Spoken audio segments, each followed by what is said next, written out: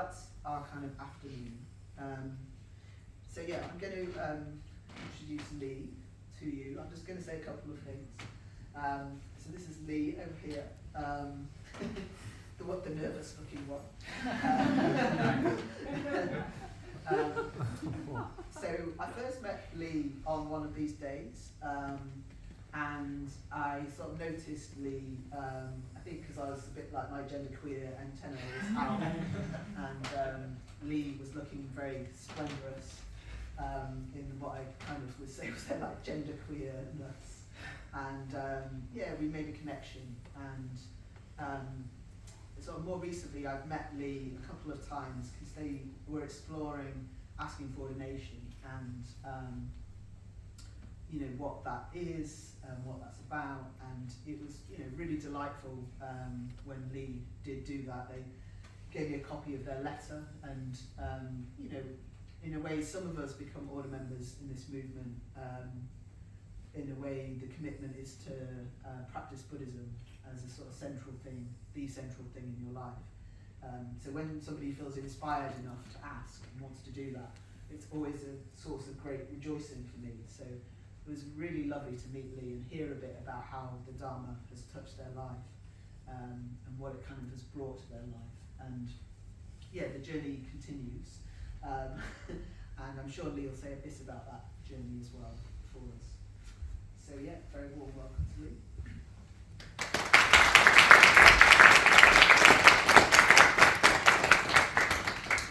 Thank you, Shraddhasiddhi. Yeah, I'm sorry, shitting it. But also, it's my birthday tomorrow, so you kind of have to be nice to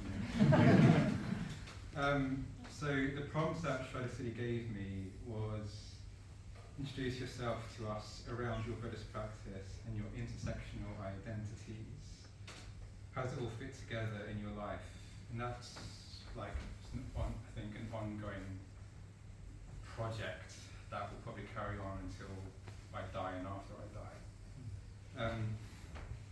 Previous attempts at delivering life stories, which is the common thing we do here in Shraddha, I've always gone over my time limit, and it's because I realised I spend too long talking about like my childhood before I was even remotely the person I am now, and none of that's that interesting. And I realised I was putting all these unnecessarily negative signifiers on it. I'm an only child. As a teenager, I was a bullied, anxious nerd, and I went to an all-boys school, which just kind of says everything you need to know about me right there. But despite some difficulties I had engaging with my parents, and despite not realising it until frankly far later than I should have, I had a stable home and parents who are loving and caring.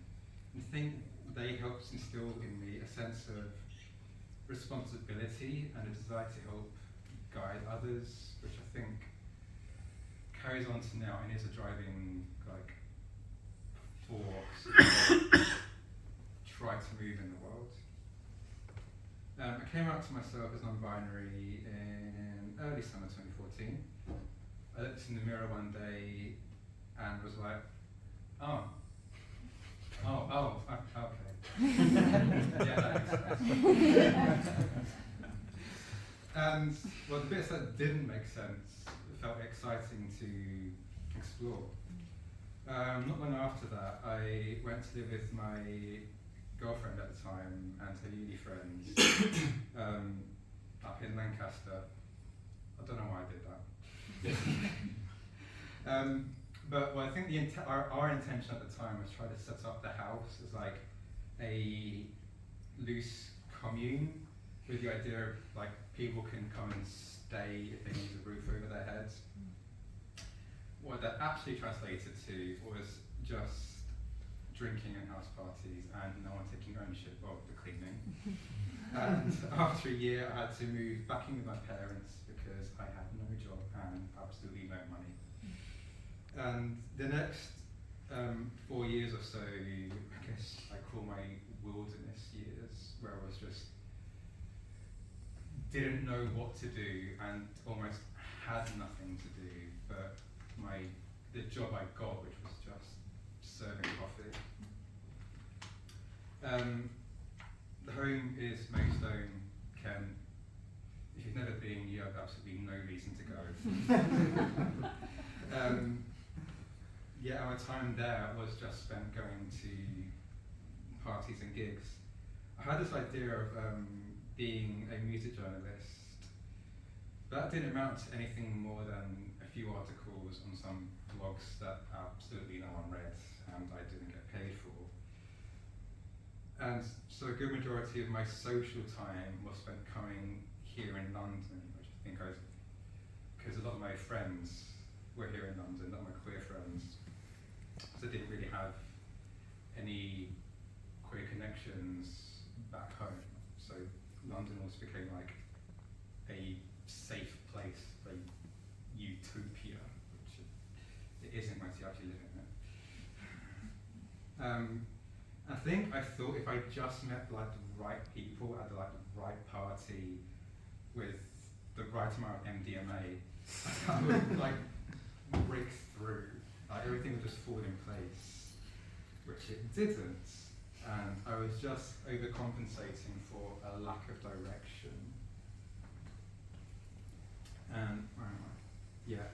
And despite my queer label, a lack of identity of who I actually was. Yeah, I didn't feel free to be myself at home. I could only feel free to be what I thought was myself when I was here in London with friends, but I was just one night at a time, and I still had to take the last train home to do my job first thing in the morning. So there's no cohesion, and what that resulted in was like a binary view of us being myself and my queer friends and them, the, I guess, non-queer world. So I saw like the vast majority of the world as in opposition to me. But everything that the other did was part of the oppression that myself and other queer people experienced just being in the world. There is a level of truth to that, but I think what wasn't helpful was that I was gripping onto that as like the overarching narrative of my experience of just being alive, and that doesn't preclude the skillful mental states. It doesn't move you forwards, because then you're just simmering in anger and bitterness, which I realised I was. It was actually just before lockdown that I moved to London, and when the schools reopened, I got a job working in a special needs school, which I still am to this day, nearly 5 years later. A job I never thought I'd do.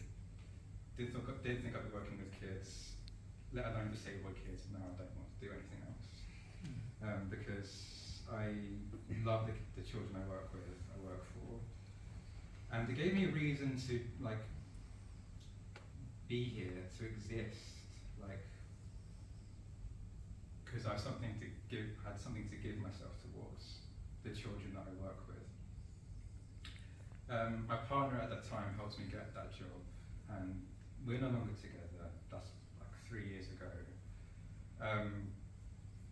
But I think she helped me understand what it is to truly care about something. She worked in the CAMS and eating disorder ward at the Priory Mental Health Hospital. So often we would both come home from work and talk about the children we spent the day with, what we did for them, and what we wished we could do for them, but we didn't have the power because we can't change the power structures that we exist in. But what she did teach me was to do the job in front of you. Like, I cannot shake the power structures that be the pillars of oppression that we will experience, but I can help someone have a good day. I can help the kids I work with understand themselves, the bodies they inhabit, which is often so separate from their mind. It's not a world built for them, but I can help them know that there are people who want to help build a world for them.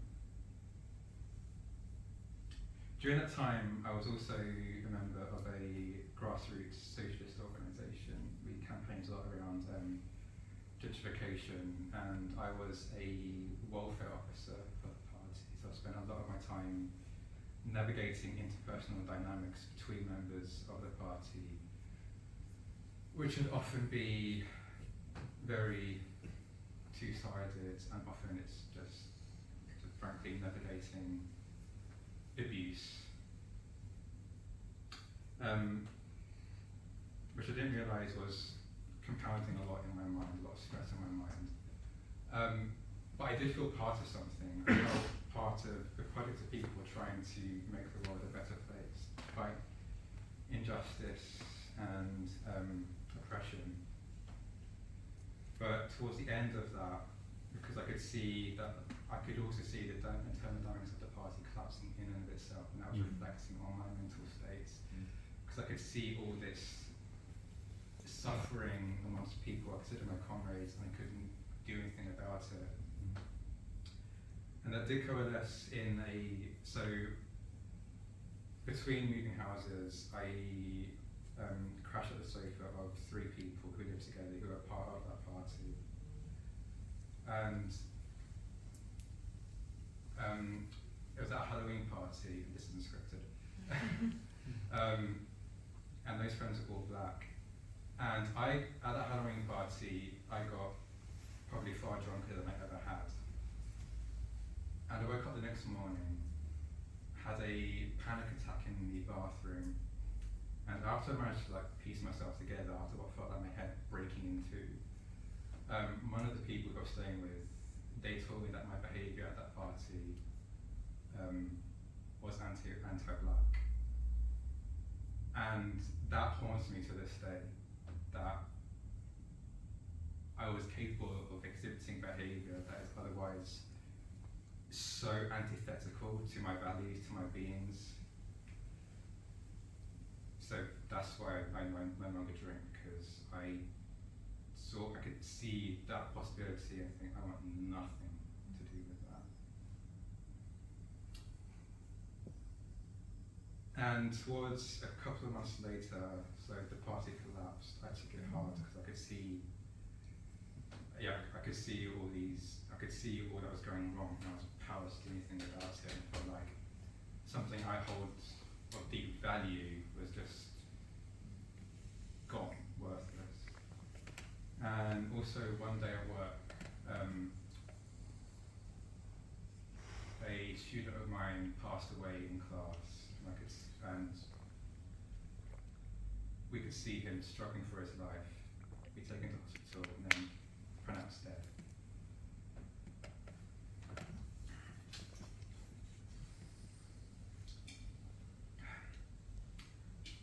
So a month after that incident at work, someone I ended up dating was a practicing Buddhist. They invited me to our retreat centre in Suffolk for dressing for an open day. Obviously I wasn't a Buddhist, I had no previous inclination, but I did have at that point some spiritual receptivity. I was beginning to feel there was something greater out there, because I think I felt there had to be to justify being alive. I was living in London, which I wanted to do. I had a job that I loved, which I loved, but it still felt like this big lack. Okay, I got to where I thought I wanted to be, and I'm still not happy. Yes, I thought there was something drawing me closer. I just watched all the films of Russian director Andrei Tarkovsky, and they shook me because they felt that I was communicating something deeper understanding of life, of being, that I think was calling out to me, I was trying to reach towards. So I went to this Buddhist retreat centre, I spoke to people, I listened to a talk about the Buddha's life story, which was all well and good. And then we had a ritual. We were chanting an ancient Indian language. The doors opened and walked clockwise around a monument to death. And people made offerings. And my mind was blown wide open. I find it challenging to say just what's communicated to me, but it felt like a sudden realization of faith that I almost always had, but I didn't know what to do with. Seeing all these people acting reverence to something higher than themselves, but still feel part of that, there wasn't a hierarchy of up there and them. Made me realise this is what I've been looking for all along, and I didn't know.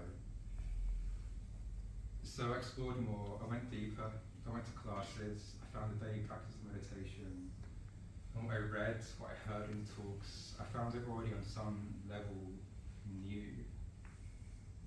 The eternal law of karma, dependent origination, co-conditioned existence, these are all things I realised I already knew to be true, and now I could understand them on a deeper level. The more I meditate, the more ritual I do, the more I give myself to the teachings, the more I see.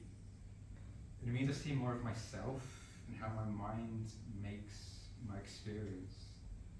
I've been on a number of retreats, and always at first I found myself thinking I'm giving into my social anxiety.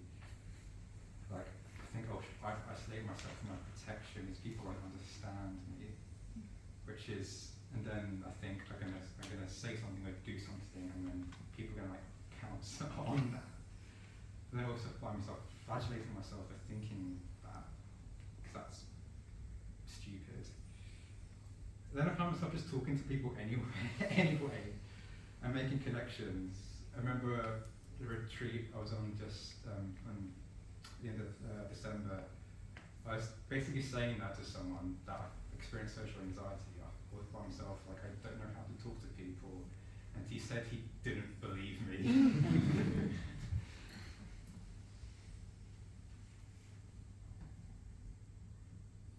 My attachment to my queerness, I think that grip has relaxed. It's something I hold lighter, which means I feel less bitter about other people not being queer.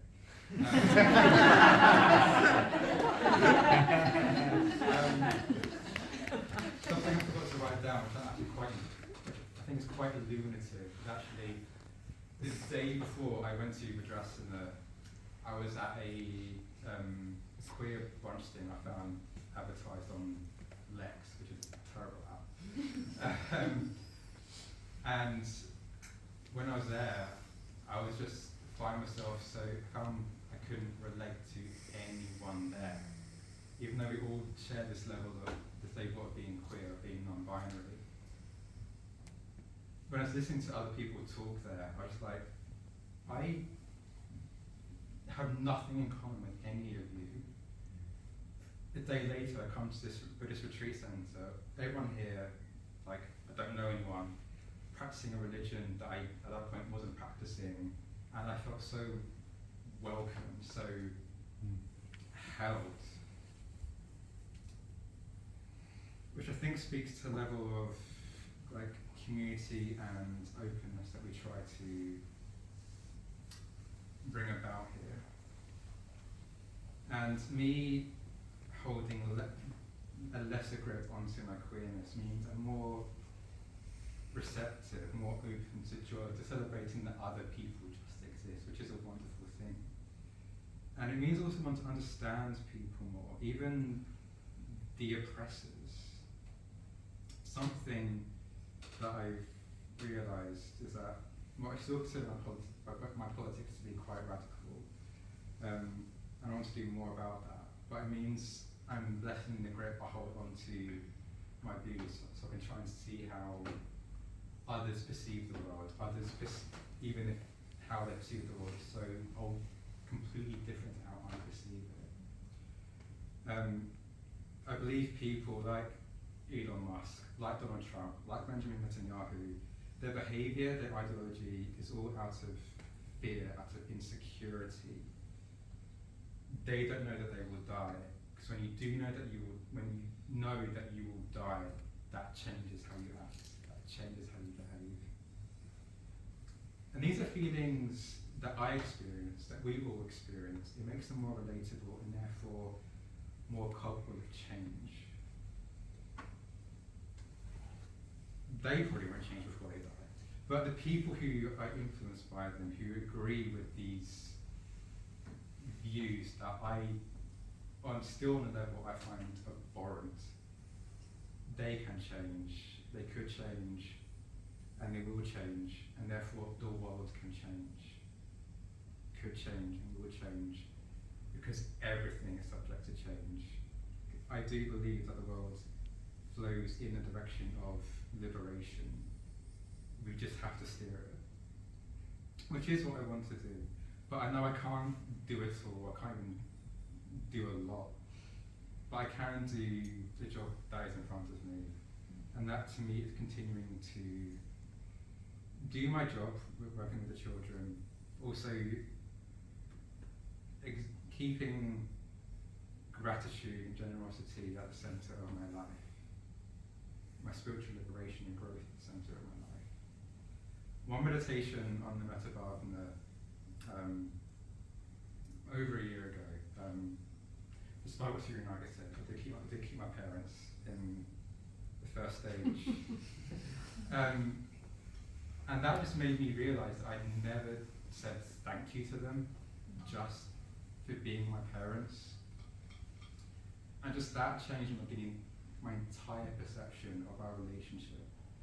Of all the relationships I have with everyone, I can see them as difficult, but I can still be grateful just for that relationship existing, just for them being in my life. And it's for other people that I want to be here, that I want to teach, I want to share with people this gift of the Dharma that I've been given. Because it helps me, well, it helps me be, it helps me live, it helps me find out more about myself. I don't know why I would want to do anything else. I used to think I wanted to live on my own. And that was maybe because I feared having to navigate being around others all the time. Now I live in a mostly queer Buddhist community, and I don't know why I didn't want to do that in the first place, because it is so nourishing. Like I can come home and just feel held, and just coming home feels part of my entire practice. So it's that point where just my life is my practice. And being a non-binary person in the movement does have challenges. Where am I? Because I do believe the movement has a rather reactionary attitude towards gender. But I'm able to hold that lightly because I hold my queerness lightly. I want to progress, make it easier for the queer people that come after me. Because I want to lead by example, because things can change, because everything is subject to change.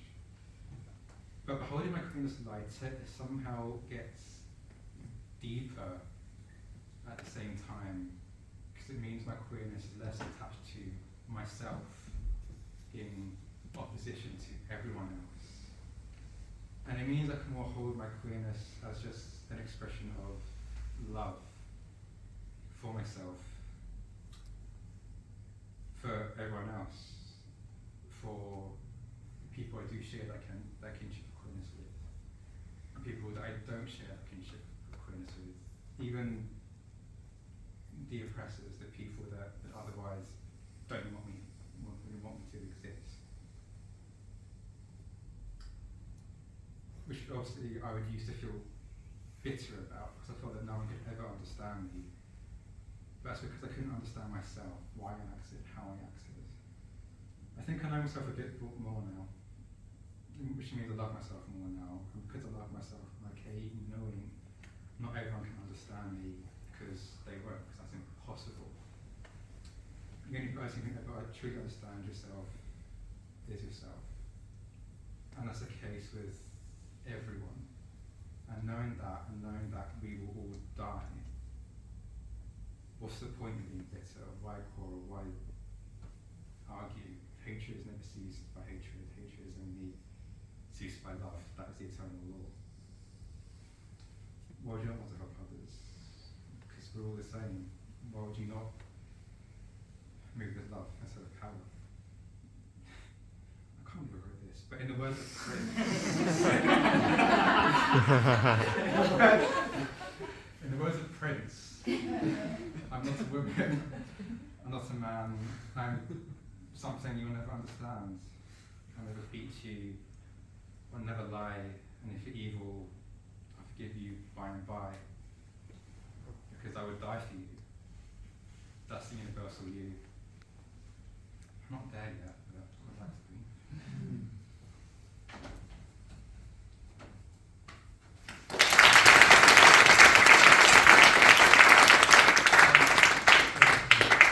I just want to also give a shout out to my friend Brinsley, who is only here because I'm here. And I think you won't even know what I mean when I say this, but to me, you are a living bodhisattva, because you're just able to bring joy to others. That's your entire being, and I do always remember that and try. I think, okay, if I can't get to there, I can at least get to your there.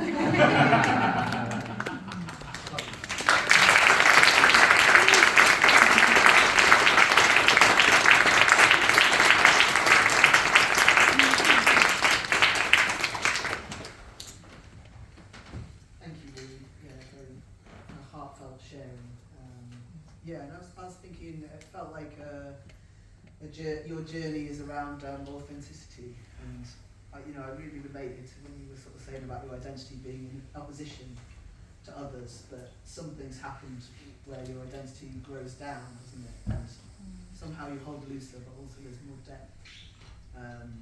And I really enjoyed. I was moved to hear your struggles. Your struggles with drinking and your racist thoughts and thinking, and just like this sort of beautiful evocation of how to try and work with young people as well. It's just that sort of gentleness. I think I'd take my hat off to anyone who's a school teacher. I'm not a teacher. Yeah.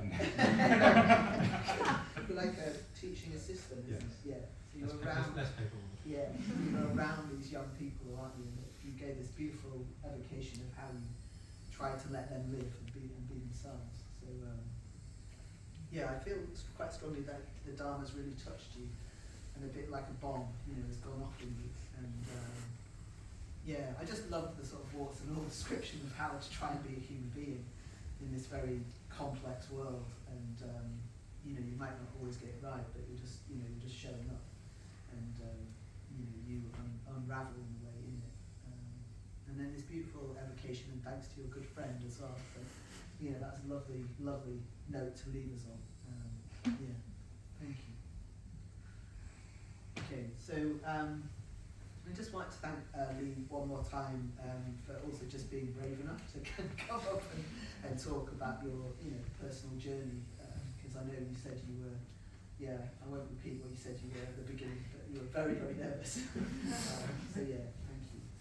Thank you, Lee. Thank you.